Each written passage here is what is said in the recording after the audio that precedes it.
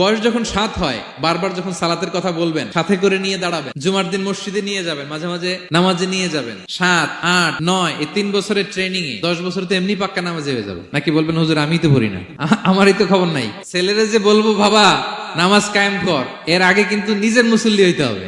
নামাজের ব্যাপারে no consideration, কোনো ছাড় নাই। সালাত আপনাকে পড়তেই হবে যে কোনো পরিস্থিতিতে।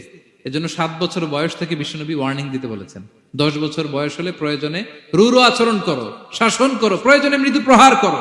অনেক ফ্যামিলি আছে নিজেও নামাজি, ছেলে মেয়েদেরকেও নামাজের কথা বলে পড়ায়। জোহর পড়তে দেয়, আসর পড়তে দেয়, মাগরিব পড়তে দেয়, এশা পড়তে দেয়, ফজর পড়তে দেয় না। ফজর নিয়ে টেনশন নাই। কেন?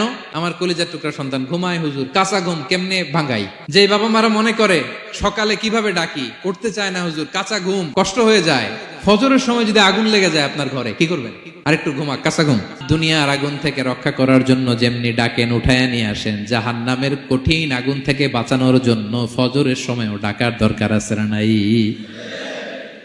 দুনিয়ার আগুনের চেয়ে কমপক্ষে 70 গুণ বেশি তেজওয়ালা। বিষ্ণু বলেন নারুকুম তুকিদুন, যে আগুন দিয়ে কিচেনে রান্না করো, জাহান্নামের আগুন কিন্তু এই আগুন নয়। জাহান্নামের আগুন দুনিয়ার আগুনের চাইতে কমপক্ষে 70 গুণ বেশি তেজওয়ালা। তাহলে ফজরের সময় ডাকবেন তো ছেলে মেয়েকে, হ্যাঁ, নিজেও পড়বেন, ছেলে মেয়েদেরকেও ডাকবেন। আকিমিস সালাহ।